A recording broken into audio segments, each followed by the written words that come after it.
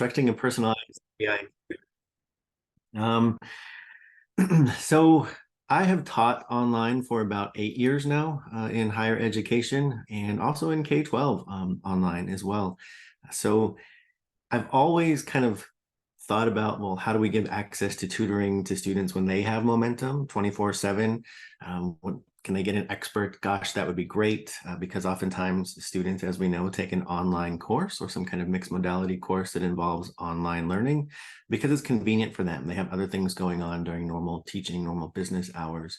And so they oftentimes will send emails. If you've taught online, you know you'll get emails or messages at all hours of the evening because your students have momentum at that time. And so when we can't get right back to them or answer their questions, sometimes that can halt momentum.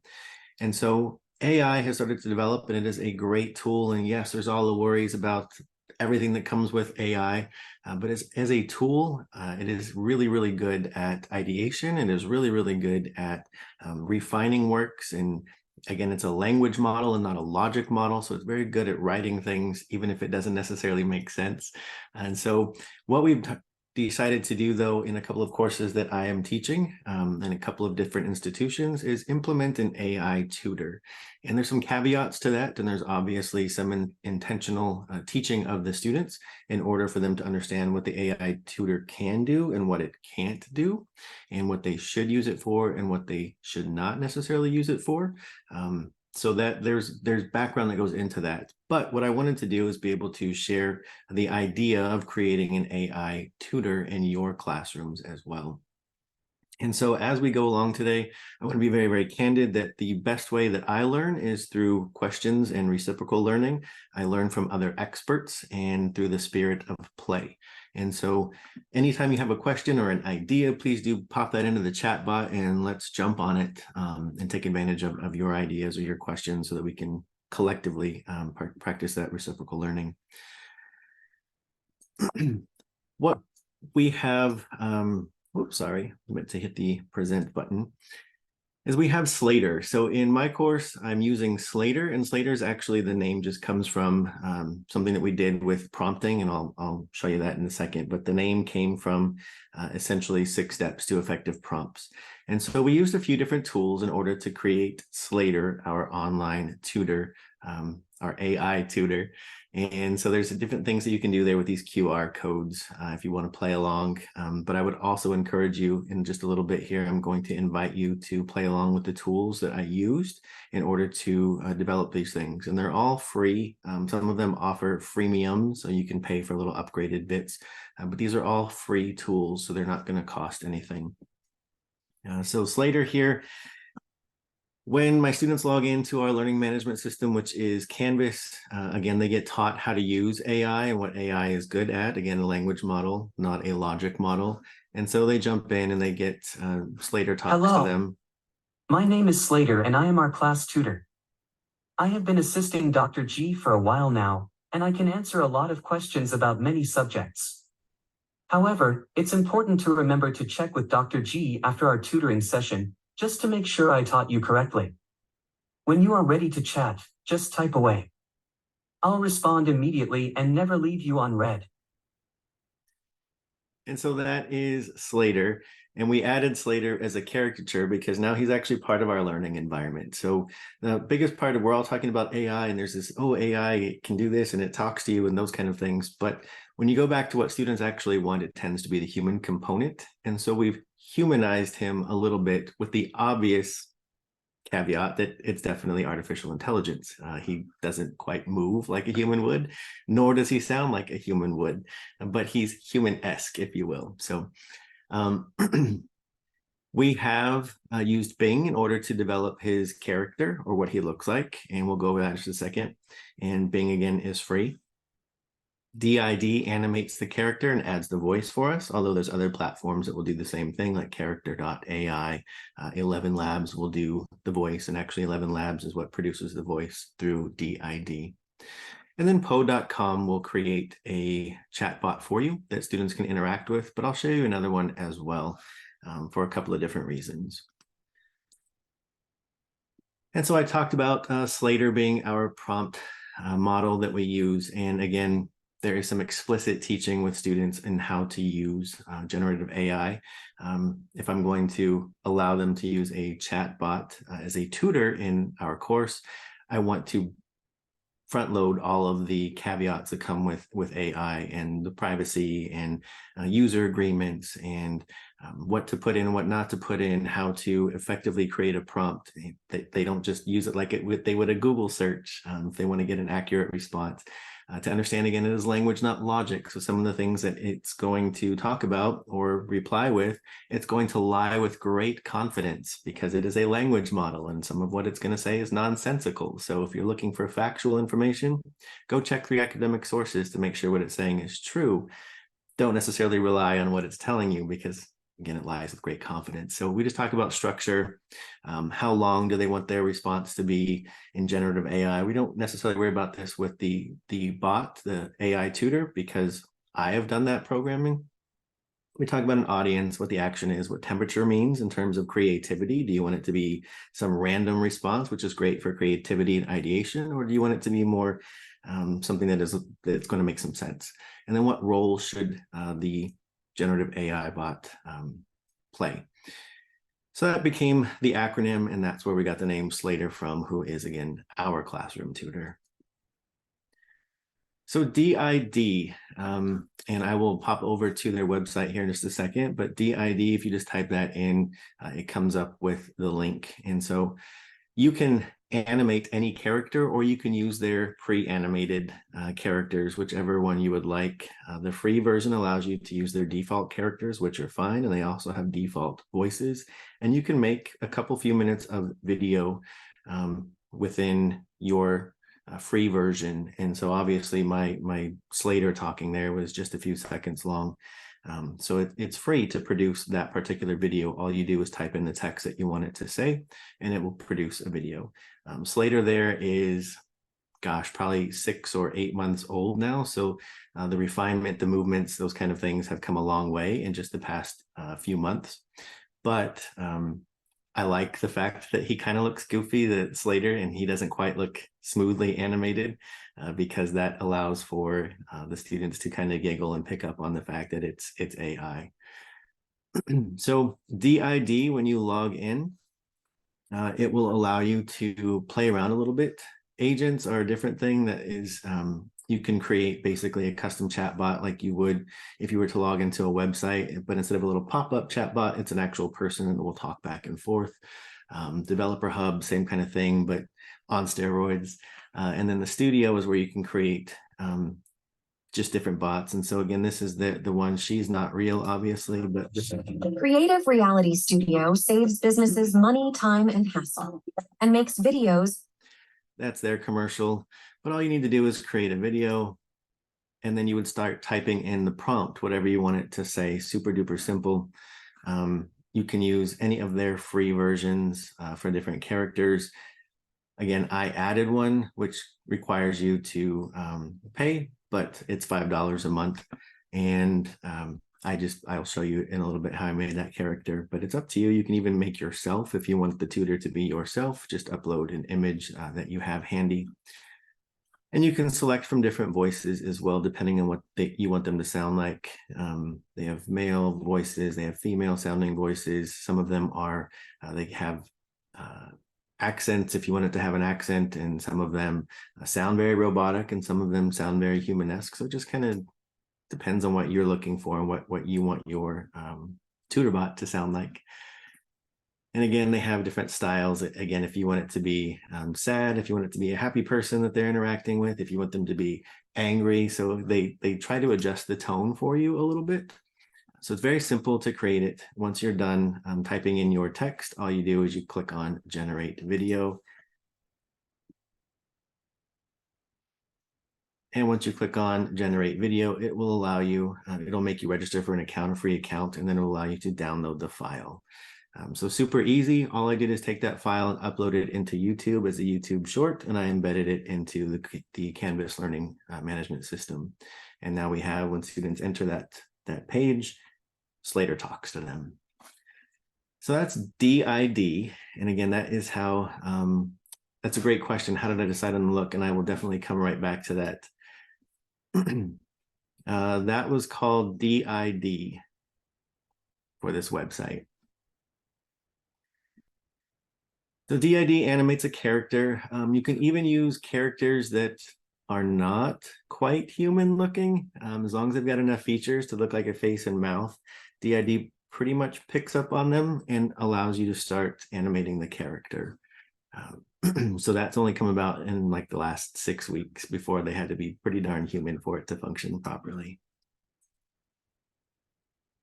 And so in order to come up with a character, I didn't want to use myself. I wanted somebody that would be, I serve a community college in Central Florida.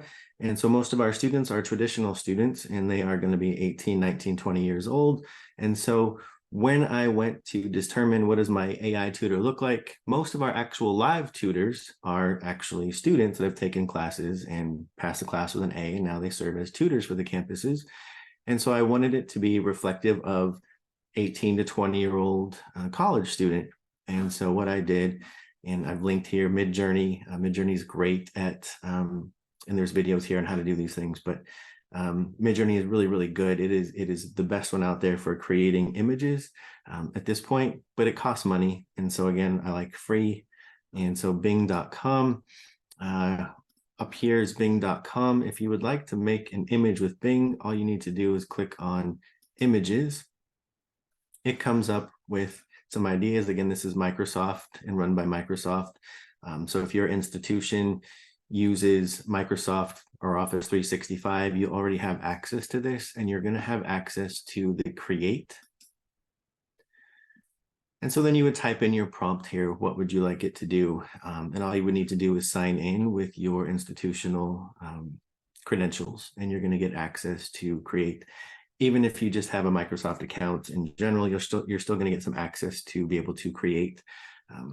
But you would just type in your prompt, and what I typed in for my prompt is show me a college student that is warm and friendly and inviting. And when I did that, it came up with several different iterations. There was bias, but again, this was months ago. So there was bias. 3 out of the 4 were males. Which is interesting because it is now females that are predominantly going into college and not males. But it is coming up from what it has learned from the internet. And 3 out of the 4 were also white. So that was something that was interesting to me as well, just kind of seeing again, and that's a learning moment for my students, is talking about the bias that LLMs or image generators inherently have at this point. And so I picked one, and that just became Slater. He doesn't necessarily look like a Slater in my schema, but Slater he is. And so we've continued to roll with him in the courses. Once you have created your images, they show up just like these. And so again, I just typed in, I want a warm and friendly and approachable college student. And they give you some options. And from those options, you can continue to refine, reiterate, ask for different ones, or just go ahead and save the image that you want. It also helps if you ask it to produce a white black background or black background. It helps when you put it into DID, if you choose to use a paid account with DID. So that way there's not nonsense in the background. It gets very nice, clean responses with the headshot, if you will.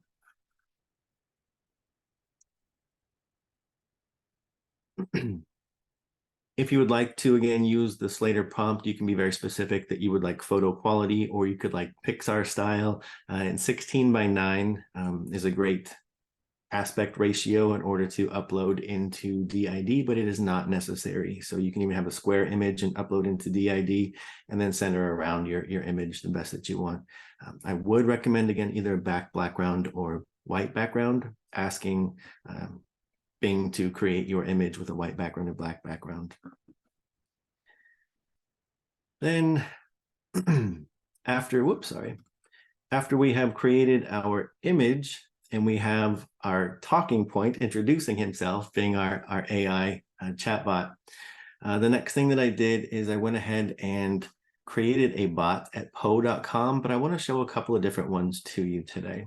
And there's reasons for that. So po.com is a really great source for accessing several different generative AI platforms. When you create an account, you do have to create an account for Po. Again, it is completely free, Po, P-O-E. you have access to so many different types of bots that will interact with you. Some of them require, again, that freemium. So there's a bunch that are free, but some of them will require you to be a subscriber, and that will cost money. Again, I'm not in the business of spending money. I like to take advantage of what is out there for free. But again, when that privacy policy, right? When things are free, you are the product versus paying for their product. So that's something to keep in mind. And again, I front load that information with students before they ever get to interact with our AI tutor. Claude is very popular, but they have different versions of it. Web search, there's an assistant one that is powered by ChatGPT 3.5, which means that it doesn't do as much as ChatGPT 4, so it can't access things on the internet as robustly as ChatGPT 3.4, but it still does a decent job answering most questions. If you pay, you can get access to ChatGPT 4. ChatGPT 4 does a lot better with math questions, and it also does a better job of accessing current events on the internet. Claude definitely role plays. It's a good one. Claude 3 is really good as well. You can upload entire textbooks in PDF form and have it just reference the textbooks. Good call out there. Dolly's run by OpenAI, who runs ChatGPT, and it is the image generator. Again, they're making you pay for that. But there are more. There are just so many different ones. And if this becomes overwhelming, which it is, Llama is another very popular one as well. When it becomes overwhelming, you can start to filter by whatever you're looking for. And again, if you are looking for it to start building essays or start to structure essays or refine essays, you can pick that one. It kind of depends on what your discipline is or what you're looking for. But I just go ahead and use the ChatGPT 3.5 because that one tends to be something that's very, very easy for students to interact with. And it also will force the practice of what I have taught them about. Don't rely on it for factual information. We need to check 3 scholarly sources. This is a language model, not a logic model. So I enjoy that aspect. What they do on their own outside of that, great, good for them. They're building new skills, but I like to try to mimic what I teach them in-house. It is linked, yeah. And so with the bot, all you need to do is click on Create Bot. Then you're going to need to give it a name. It comes up with random stuff. You can edit the picture. I selected Slater's picture and put him in there as the bot. You can choose your base. Again, I just chose ChatGPT 3.5, but again, there's a bunch of other ones that you can do as well. If you want them to be able to have the opportunity to make images in your class, write about the images, those kind of things, which is a pretty nice assessment because ChatGPT doesn't necessarily understand images when you input an image. So if you ask students to describe it or ask them to write about it or write a story about the image, AI really can't decipher that yet very well. So that's a nice writing practice. But at any rate, great bots. Put a prompt in there. And so this is where you're going to program your chatbot. How do you want it to act? What role do you want it to serve? What do you want it to do? So when I created Slater, Slater has very specific roles, and he is a college tutor. He loves to answer questions. So again, he's coming across as very friendly, very helpful. He also will respond to them. So I let the students know that he's ready 24/7. However, I put the caveat in there that he's going to make mistakes. So whatever they learn through the chatbot, they should probably double check with their instructor. And again, this was represented in the video as well. We added the caveat that yes, they will respond to you. The chatbot will respond to you, but it is AI. It is language model, not logic model. So we want to make sure that we go back and check. This is a conversation that was had. Somebody put in from a drop down, tell me more. And then he introduced himself further. The student wanted 10 questions about gas laws, one at a time, and then let me know if I answer correctly. So they were given, Slater came up with gas law questions, and then the student was supposed to answer, this is the correct answer. And then the chatbot would let them know, yes, your answer was correct, or no, it's not, but it doesn't just give them the answer. It starts to ask them further questions. And then at the end, they always have prompts. And so if the student doesn't know, like, what should I say or ask next? And they generally don't yet because they tend treat generative AI like they would a Google search. So we have prompts there, so they can type in their own question, but the prompts tend to be more like, oh yeah, that's a good one. Let me click on that. Again, my students tend to be first-time college students. They are traditional community college students, state college students where they are just getting into higher education. So we'd like to tiptoe instead of taking the diving board approach and jumping right in. We'd like to take the beach approach and tiptoe right into that water. Going back to our creation here, there's a greeting message. So we just, and again, we'll practice with this in just a second, but Slater introduces himself, and then we create a profile, and then who gets the access to this chat bot. And once you're done, you just click on Create Bot. Again, this is all completely free. From here, what does it look like? So if we were to, I'm going to try to move this box out of the way. If we were to see what that looks like, and I'll share this out in just a second, the user sees this bot, and the user, one of the reasons that I like Poe less than I like another one I'm about to show you is that it requires a user to have an account. And again, it's a free account, but if my students are to use Poe, it's requiring that they sign up for Poe. And so they can use our college single sign-on credentials and log in. It's very Google friendly. It's very SSO, Microsoft friendly. So they don't necessarily need to use their own personal email, that kind of stuff. They can use their college email and password and jump right into Poe and then get access to the chatbot. It's totally fine. In that aspect, as long as I'm transparent and telling them, hey, you have to create an account, please read their privacy policy, please read their user agreement. But again, that's also part of the intentional teaching of don't upload somebody else's name, don't upload necessarily your name. So we have that very frank discussion up front and that intentional teaching on how to use generative AI up front. So that's one aspect of Poe. Good stuff in the chat bots here about switching from free ChatGPT to Claude, which again, if you're whichever one you prefer, they mostly do the same thing and they continue to be updated constantly. This is just an idea.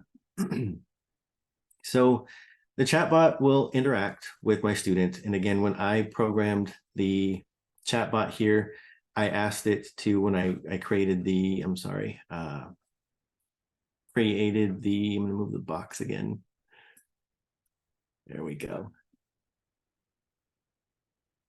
The Poe.com bot, when I created its bio, I put in there that it was not supposed to just answer questions, but it was supposed to ask questions to further diagnose the student's understanding. So if the student was to say, what is 2 + 2? It's not going to answer 4, but instead it's going to say, well, what do you think 2 + 2 is? How would you add those? So it starts to prompt them for information. So the student will have a conversation back and forth with the chatbot. And these are things that I've tested out to see, like, does it work or does it just answer the questions? If it just answers the questions, then it's not as effective as a tutor as I would want it to be. So the more you tell it how to behave, the better it will respond in order to deliver what you want it to do. I want to show another example, and the other example is Zapier. And Zapier is also free and freemium. Sorry, Rosalind, go ahead. I'm going to stop there. Hi, Justin. I had a question real quick. I dropped it in the chat, but it might have gotten lost in the stream. But if you as the instructor do have a paid account with one of the LLM models like Claude or Gemini, whatever, ChatGPT, can you build your bot using that paid model as a base and then your students access the bot for free?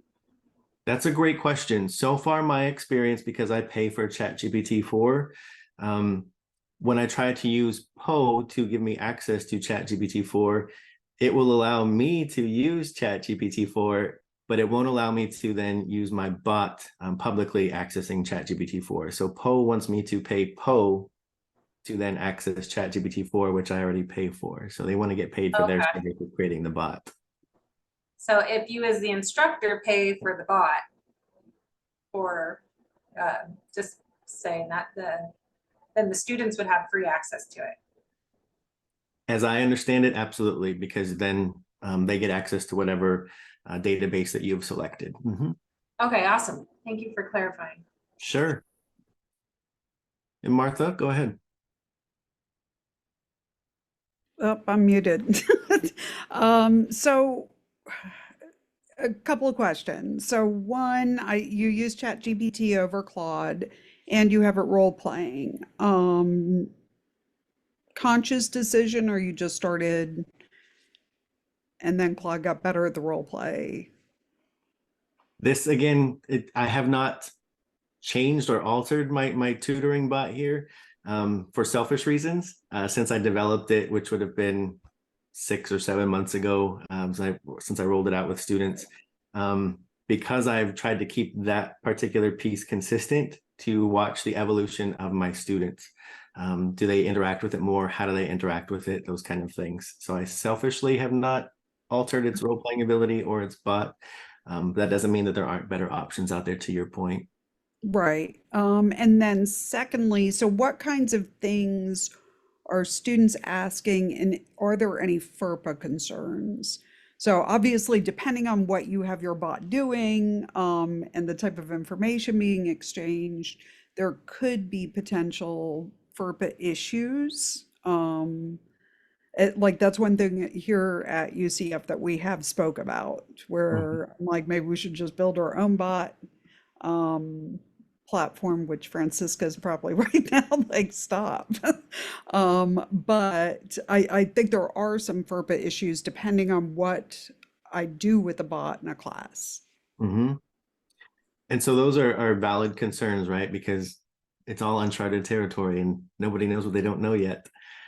So we, like UCF, has at a couple of institutions that I serve, has AI task force trying to figure this out collectively. When presenting information to students or offering them the ability to utilize a tool, just like I would with any other tools, I'm going to post those privacy statements and user agreements. But again, it's the conscious teaching of, here's what you can put in there, and here's what you should avoid putting in there. But it's not necessarily different than what they would put into Grammarly, which is a paid service, though, at least for institutions that I serve. And so a lot of that is housed internally on that Grammarly server. And it's also part of that understanding, helping students understand, like, the information that you're putting into things is helping it learn. So you don't want to give it a lot of personally identifiable information. You don't want to give it a lot to learn about you as an individual. You want to take what it already knows and access that. So a lot of that is, to your point, intentional teaching and front loading with students on how to use that information, because there's only so much that students understand at this point. And if we're not teaching them how to use technology responsible, are they being taught that anywhere? So that's a great question, and things that we continue to chew on collectively. So as you come up with further ideas, I hope we get to stay engaged and we continue that conversation. Well, and to that point, so I'm sure you were in the opening plenary, and I believe it was Mikkel brought that up. Students have a very different idea about privacy and the internet than our cohorts in general, because we are not the same age as them, none of us. But again, as a university and as a state university, I think there is that concern that even if they're not concerned, we need to be about privacy, about FERPA, about some of these things. Great points. And I think that's a great conversation that continues to happen at a lot of institutions as we try to figure out what does that look like, and how do we protect students, and how do we protect intellectual property of our own instructors and our own institution, and those kind of things. So it's a good point. I'm hopeful to be part of that conversation as we continue on. I wanted to show Zapier for a similar reason as what was just brought up here. Zapier does not require the students to build an account. It allows interaction with the chatbot that you build. And it does another cool thing that comes back to what Rosalind just brought up. At least I think it's cool, and hopefully her instructor there will think it's cool as well. It's pretty easy to do. All you need to do is create a chatbot. Once you create the chatbot, click on create, and then whatever you want it to name it. I'm going to put name here.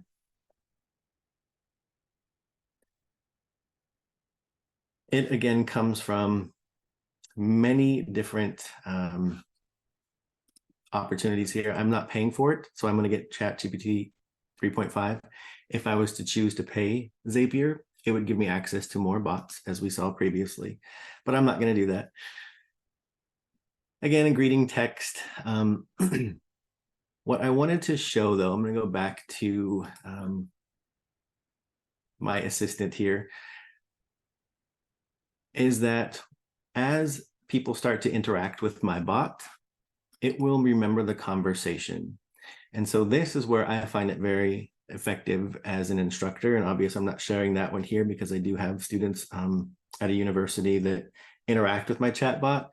And it allows me to do just that. It allows me to know, what are they asking? And once I know what they're asking, I know how to alter my course and refine my course. I get real feedback from students because they're interacting with the chatbot. It's anonymous. They don't have to feel like they're asking a dumb question or seeking clarity.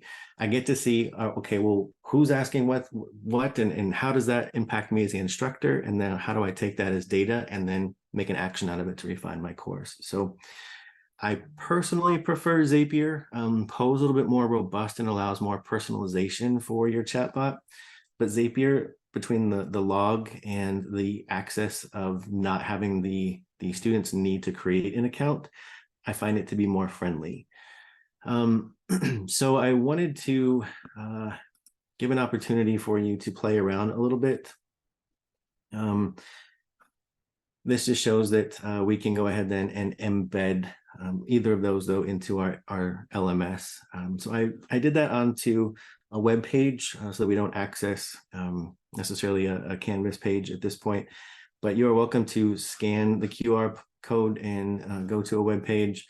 But what it ends up looking like is we have our video, and then we have our Zapier chatbot, or there's the Poe chatbot. Again, the Poe chatbot requires that you or your user create a free account to access your chatbot, or Zapier does not require that you create an account in order to access the chatbot. And so as users begin to interact with the chatbot, and this is a clean slate chatbot, that's why there was no data in the prior 7 days. But as users start to interact with it and begin asking questions per module in my learning management system, then I can refine and see, okay, this is what I need to clarify in my next announcement. This is what I need to alter for next time I teach this class in order to refine it and make it more clear to students. It's really great at creating a log of student questions for me, ones that they normally wouldn't message me at. And again, it's available 24/7. So as they're working through a module, or as they're working through content, or even in synchronous sessions, face-to-face or other, they have the ability to come back to the module and interact with our chatbot and bring up those questions when they're working on things later on. So it's a really good, I think, a really good and useful tool for me as an instructor, as a practitioner, to know what my students need. But again, they're also getting help on our content at the same time when they have momentum.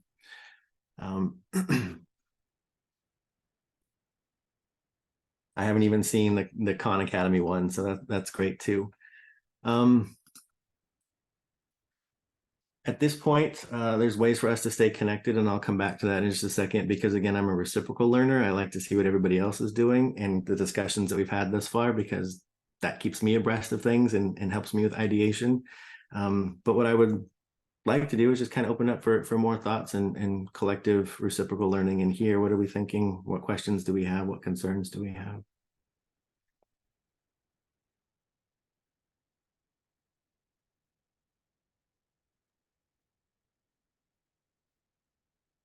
I'll chime in because I'm the one that put the Khan Academy Kamigo up there. It does have a fee. It's $8 a month. And at first I was going to cancel it because really we spent more time trying to figure out how to word it to get anything close to the answer we needed. But it really has truly improved rather quickly. And I know that's just from all of us using it and inputting data. But I'm interested, like you said, within 6 months, things are growing and improving. And I love the fact that you've given us free resources. I know here at UCF, we're talking about looking at all of these and deciding which ones are eligible or worthy of purchasing. So I just thank you for all the information that you've shared. There's some that I hadn't heard of, and I thought I'd heard of most. So I appreciate that. I'm going to go look at quite a bit this evening. Sure. An interesting tidbit is another university that I serve as an adjunct for their College of Nursing. I teach chemistry there, and they have introduced their in-house chatbot exclusively for nursing students with the focus on math and chemistry. Because so many students that are doing a bridge program, RN to BSN, need to go back and take chemistry or need to go back and take a certain math course, and they're inherently struggling with that. And so this particular bot is programmed to exclusively help with the math pieces of chemistry and college algebra, et cetera, that a nursing student would need to take. And it's only offered to those students as kind of the pilot test group. In terms of, there's a question in there, is it better to ask for forgiveness than permission? Could the students use for extra credit? So these are things that would be up to you and your institution. I know the institutions that I serve have been pretty open about it, and part of larger discussions about here's tools that are available, here's what the user agreements and privacy statements look like. And we've actually had the conversation with our IT team, and some of them should not be used because they don't have end-to-end encryption. And so that means that they're out because we worry about, we're not purchasing them as an institution because they don't offer the security measures that are required by state law in Florida. So we know that they're out. So we've had very global and broad discussions in order to make sure that what we are institutionally adopting or implementing is going to pass all the metrics that it needs to. And then we also make sure that anything that a faculty member is doing, there's further conversations between our AI task force, which has members, those stakeholders of IT and staff and faculty, et cetera, so that we're getting a broad perspective of, is this something that we should do? How does this look? What is the end goal? Why are we doing this? So there's a lot of discussions, and things move slow so that they can move fast at the end, but there's definitely been a lot of innovation.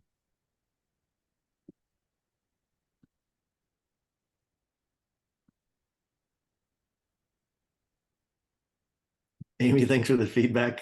I'm glad that it asked you to ask more questions. It's supposed to learn from you about what don't you understand yet and then target that. It's a work in progress.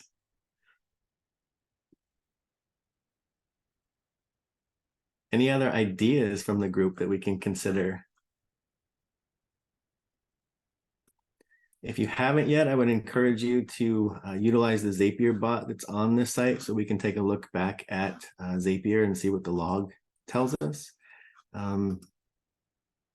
Currently, it's not showing any of the log, but normally with my students, the one that's actually active, the conversation log is here. And so I'm able to see from the past 7 days what has been asked, and that informs me as the instructor about what I need to clarify in announcements or what I need to alter for future iterations of my courses. If I'm in the right place, I think it was asking me to log in. But did anybody else get in? The Zapier one should be free. Poe is probably going to ask you to sign in and then give you a drop down for Google or Microsoft sign-in credentials. Okay, yeah, I think it was Poe. Poe, yeah. Zapier was the one that's on your website, right? Yeah, Poe is down at the bottom of the page. Zapier is in the middle of the page. Yeah, Bing prompted me for my Microsoft email, and even though I put in one, it said it didn't recognize it. So I figured I'll go back later and try it because I know I exist. That's fair. Do you have a minute? There's a few of us that are really curious as kind of how do you feed or educate your bot for your course? Yeah, sure. So again, it's pulling off of ChatGPT 3.5. And so it is already pulling off of what it knows up to a couple of years ago, and it does a pretty decent job. When you create the bot, You do have the opportunity to feed it information. Sorry. You can add a knowledge source. And so if you wanted to only reference a book, a textbook, or something that you have created, a slide deck, whatever the case may be, if you have a specific thing that you wanted to access, you would just go ahead and add that knowledge source, and then it's going to allow you to upload a PDF, a very large PDF file, entire textbook, which again comes into intellectual property issues and worrying about, you know, should I be sharing this? Because now the bot is learning, and the company then is learning from this information I've just uploaded. Nobody knows. That's a very gray area still. But you do have the ability to do that and then have it answer only according to that text that you've input. From the profile, right here where you construct the bio, again, you're going to put in there what it's going to do, but that also informs the bot of how it should act in terms of its tone, in terms of what steps it should take in answering questions. So if you are putting in there that it should ask for more questions, if you're putting in there that it should be friendly, it's going to act accordingly. The prompt is the most important piece, though, when it comes to things like I ask it to ask the users more questions. I tell it to in my building of the prompt, I let it know you're a college tutor, you know a lot about a lot of things, but you don't just give answers. You ask what they know, you ask them for next steps. So I'm prompting them on what I would expect a tutor, a human tutor, to do. I then tell the prompt, here's what you're going to do in so many words, so that I'm as explicit as possible. But again, the bots that you are interacting with, I have copied and pasted stuff that I did 7 months ago, 8 months ago, whatever that looks like at this point. So it probably could be refined and could be better, but I was trying to be authentic, and here's what my students use. And so you can see that. And I haven't done a reiterative process of that because, again, I'm trying to keep that chatbot, that tutor, consistent at least through this academic year, so that I can see how students and how many students have interacted with it. Great question, Sue, about what do my students tell me? At first, I generally do a survey of how many of you have ever used ChatGPT or generative AI, and there's maybe 10%. And again, I mostly serve Gen Z with a couple of Gen Alpha or peeking in there with dual enrollment, which is a whole other issue. They can't even use this unless they have parent permission, if they're under 18, if they're under 13, which there are some students that are 12 years old that get in with dual enrollment, but that's another story. They're not allowed to use it at all per user agreements. So those are, again, things to be very conscientious of. Who's your population?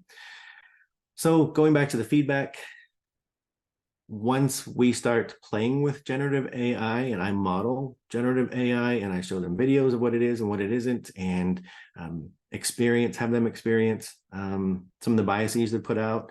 Like if you ask it, show me a person from Wisconsin, and it comes back with, I mean, you probably have seen the memes, but they're like full of cheese and whatever. So it starts to pick up on biases from all of the instances that it hits on the internet when it develops these schema, if you will, of what a person is or what a person looks like based on their geographic location. So we are able to digest and talk a little bit about some biases that are put forth based on a language model. And from there, they start to understand what it can do and can't do. And as I have taught some live sessions, I'll be off in the corner outside of class, and I will hear students with each other like, you didn't put your final essay into ChatGPT to like make sure that it was correct grammar, so they're not using it necessarily to cheat once they are empowered to use it correctly. The conversations that they're having is they're using it to refine their work. And I just thought that was interesting.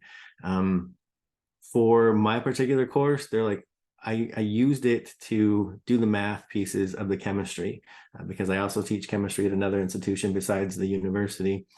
And they struggle, this particular student and their counterpart were struggling with some of the algebra that goes into calculating wavelength, et cetera. And so they were asking the bot to help them, and the bot was asking them, what do you think the next step is? And then, nope, that's not quite right. And so they were getting frustrated that it wouldn't give them the answer. And I just thought that was funny. But so far, the overwhelming response has been positive. Again, we start with that 10% so far that, and again, we've only gone 2 semesters that had initially thought that they'd used generative AI before.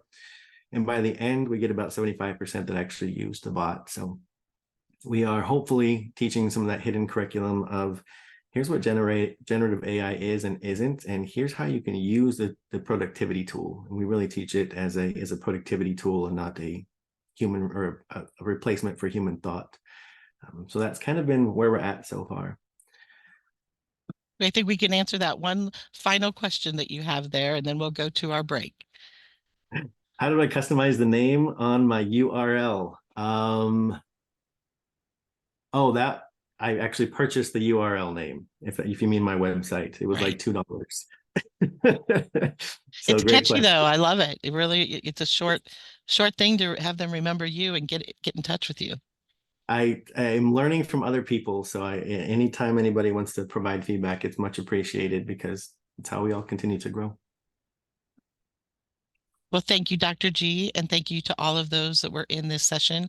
Truly a remarkable amount of resources and knowledge and experience.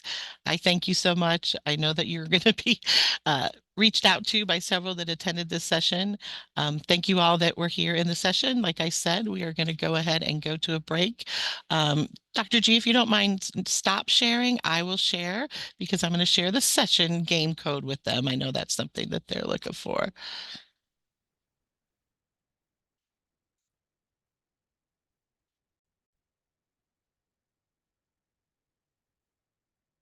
All right. Again, thank you all so much. We are entering a break session now. If you need the code for the game code, it's AI_magic, and we will see you in just a few minutes at our next lightning sessions.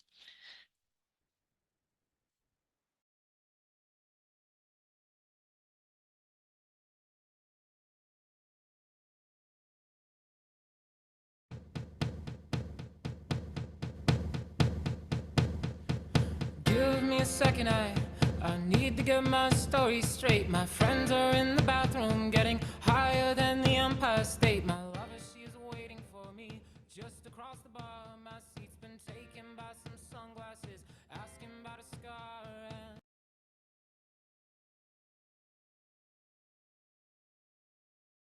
Creating your first video? You should start with the music. Go to artlist.io and get high quality music and sound effects for